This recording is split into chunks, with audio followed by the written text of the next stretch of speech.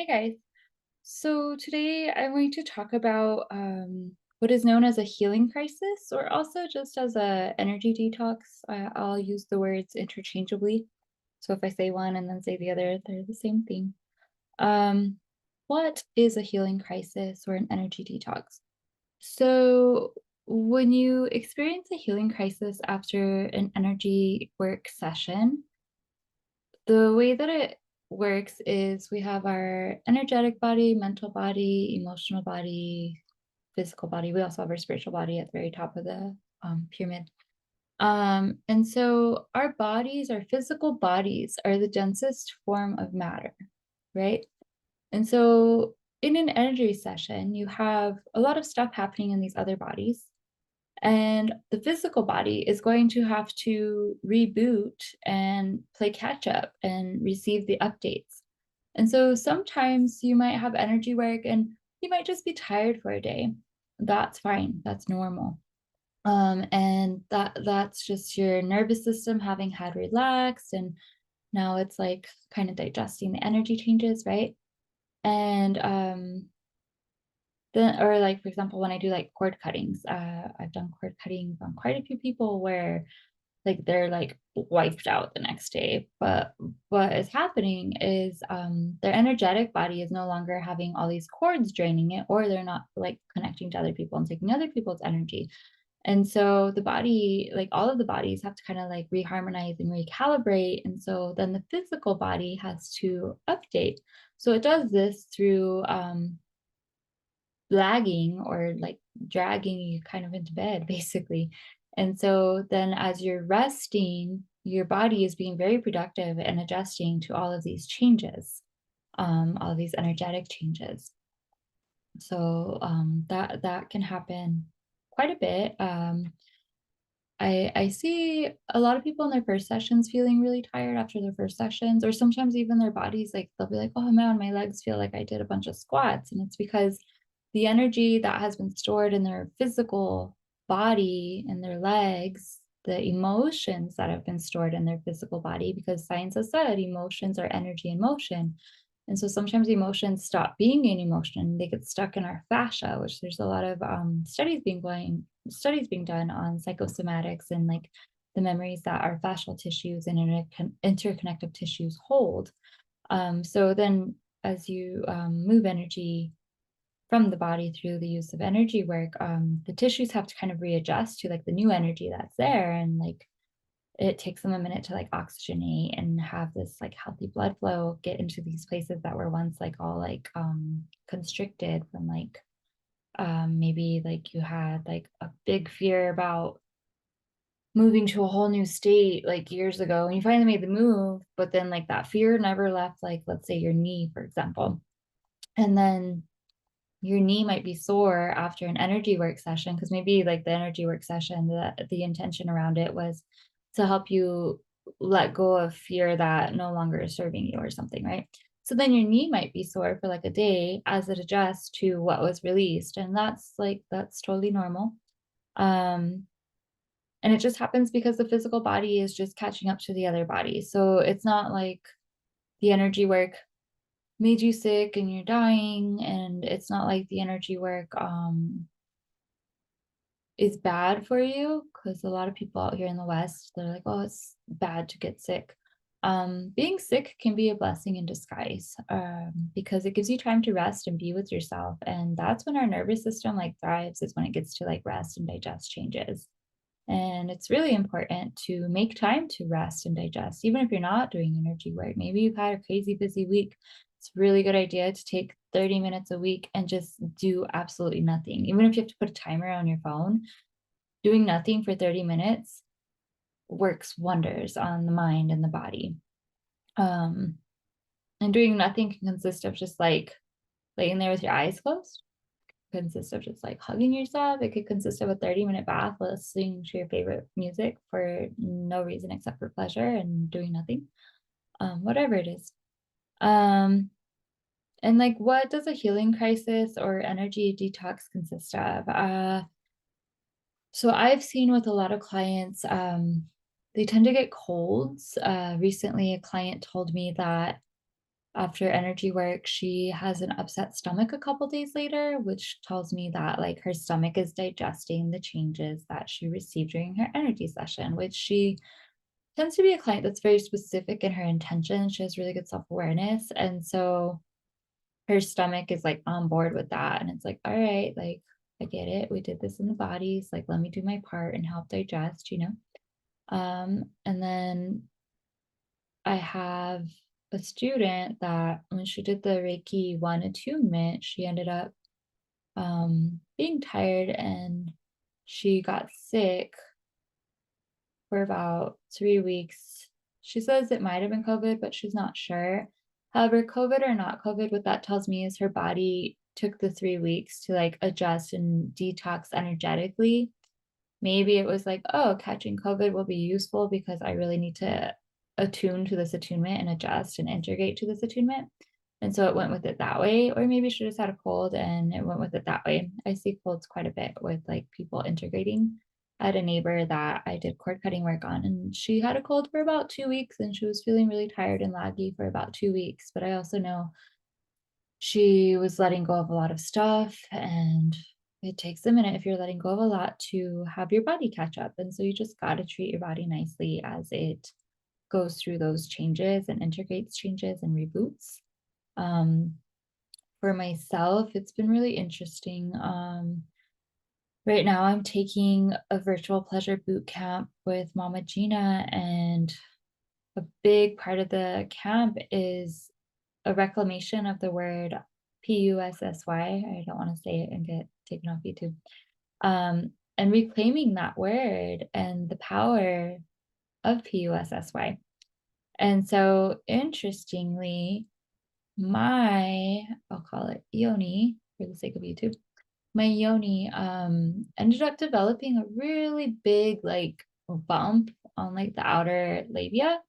And then my butt crack ended up developing like blisters, almost like shingles, which I haven't had shingle like blisters on my butt crack in a while, but I've noticed that's one of my body's ways of um, experiencing energetic releases as I do some really seated butt crack, body's quite literal, really deep seated shadow work. And so I was not surprised at all when the butt crack blistered and when the yoni ended up having a big bump on it. And then I got my confirmation from the universe as I was listening to like biofield tunings from Eileen McCusick. I think it was her Liberating Your Body workshop. She was talking about emotions and how they bubble up in the body and they bubble up and they're meant to be felt. And then, like a bubble, they pop and then they never come back again. So, like, as I was laying there, I was like, oh, like something's bubbling up from my yoni and from my butt crack that just needs to pop, just needs to rupture. And then, as Mama Gina would say, then it would make room for the rapture. And so, yeah, the next day, or even actually, I think that night, the bump on my yoni ended up popping and draining really quickly. And then the butt crack blisters, they, I think, opened around the same time. And so, yeah, I knew that that was my body catching up to all the big shifts that I'm experiencing in this boot camp, as well as all the big shifts I was experiencing right before the boot camp. And they're showing up in that area for me because, I mean, the yoni and the butt crack, they're connected to like root chakra. Tailbone is root chakra, right? And so, I mean, I've been doing biofield tunings with Eileen in her workshops and stuff for a few months now. And I believe that some of the butt crack stuff came up because of boot camp, but also because Eileen has this thing of like you take your breaths and you discharge. And when you're discharging and breathing out, you breathe it out through your tailbone. So I think my tailbone has been armored for quite a while, just like for safety purposes in this world and surviving. And so I think the butt crack blisters, or I believe the butt crack blisters, have to do with my tailbone de-armoring, right? And so the energy is de-armoring, the emotions are being unpacked so I can de-armor more and so I can surrender and let love flow. However, now my physical body has to have the expression of it, right? And it has to play catch up. So, I mean, I'm not going to be like I was in the past where I would freak out and like be upset with my body for this and like think like worst case scenario, like some horrible thing was happening. Instead, I understand, I allow, I acknowledge, and then I just literally sit with it. And then same thing with the yoni, like um sacral chakra and yoni totally are connected, which this boot camp has a lot to do with sacral and a lot to do with root. And I know that is my way, my body's way of detoxing physically what's going on internally around sexuality and shame and healthy sexual expression and finding pleasure in being a woman and allowing myself to receive pleasure in this incarnation as a woman. And so that has been my body's way of going through a healing crisis or energy detox. And it's lasted me about a week. Um, I know of another Reiki practitioner that did a 3-day workshop where she was attuned to Reiki 1, Reiki 2, and Reiki 3. And she said that she basically felt like she had a cold and was under the weather for about 6 months, which is why I don't suggest doing the 3-day workshops because your body really does have to adjust to the attunements. And if you're doing a 3-day workshop, you're getting 3 attunements. And guess what? If you were vibrating really low when you were in the Reiki 1 workshop and you go all the way up to the 3rd attunement, that's a pretty high vibration.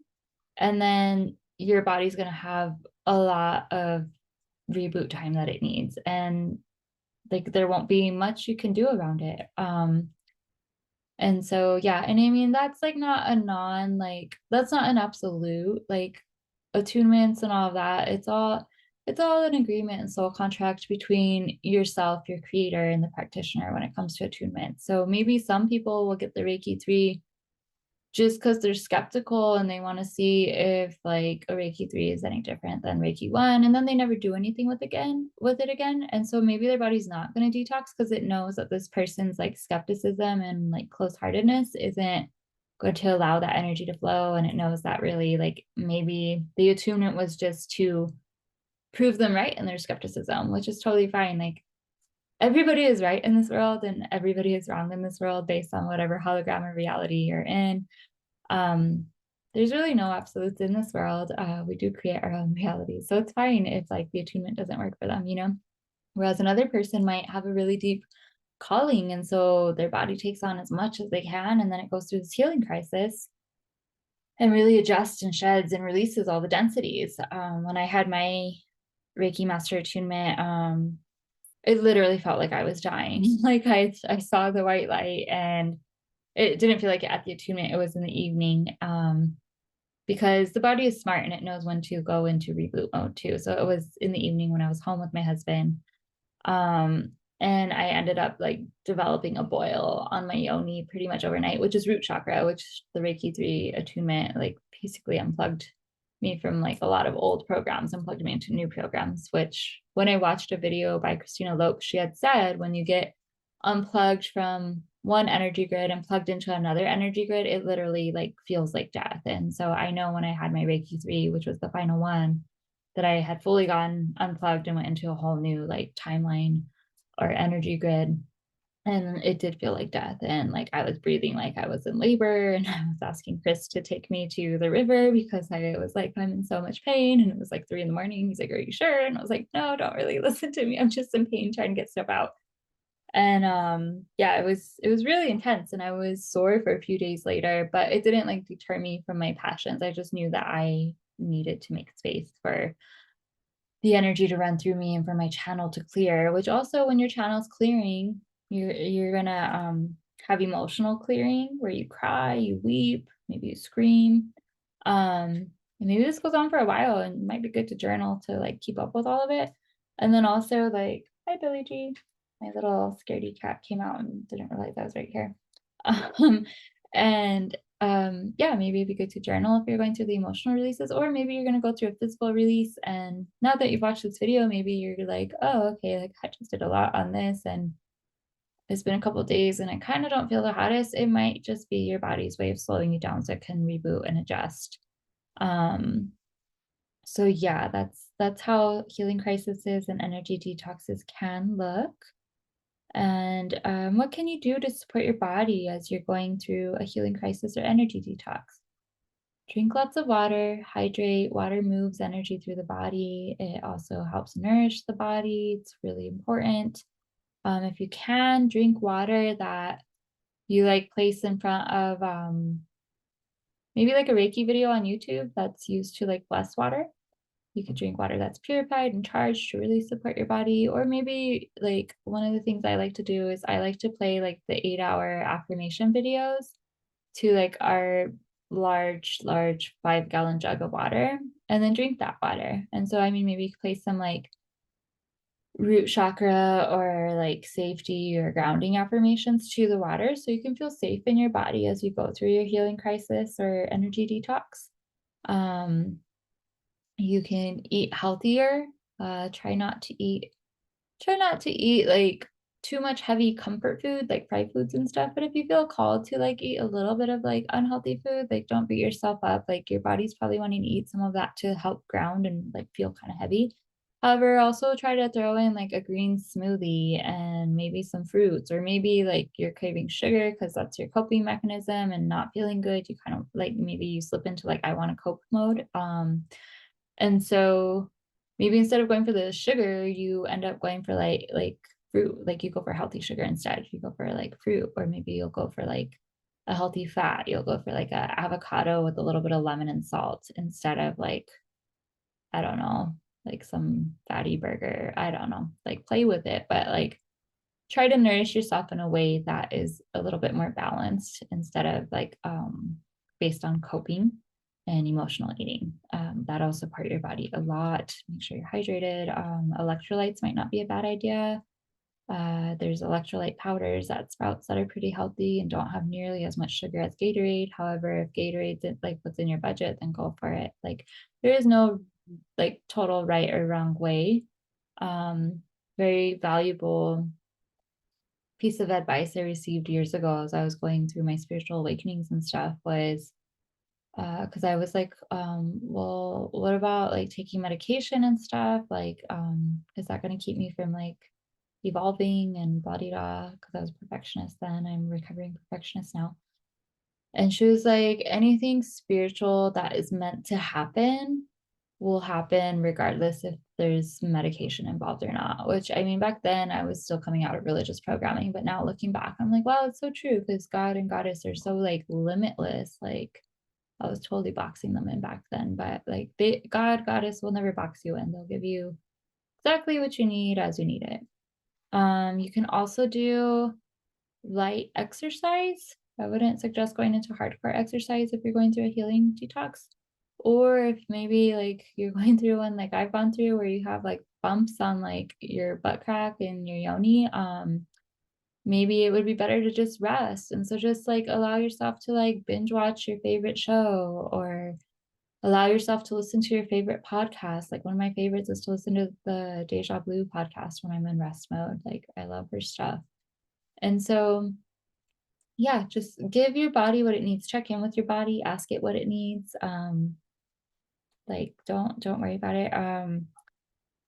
Take baths if you can. Salt water really helps in the detoxing process. And one that I find helpful for me, especially when I'm going through like the root and sacral type detoxes, I like baths that have the Aveeno 2% colloidal oatmeal. So I'll do the oatmeal with salt, and then that way I'm getting some soothing stuff from like the colloidal oatmeal as well as the salt.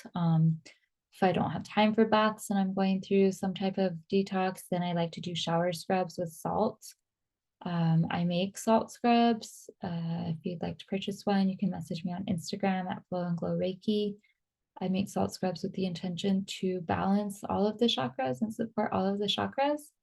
Um, However, you can also make your own salt scrub with the like your own preferred oils. I also have, because sometimes I don't have time to make scrubs all the time either because they're time consuming. I also have like a salt scrub that I use that has like citrine and quartz and salt in it that I got on Amazon. And then another one that I really like is some type of body wash I got on Amazon. I just typed in like rose quartz and salt. It's like a pink one. And I just added more Himalayan salt to it. You can add salt to regular body wash too, by the way.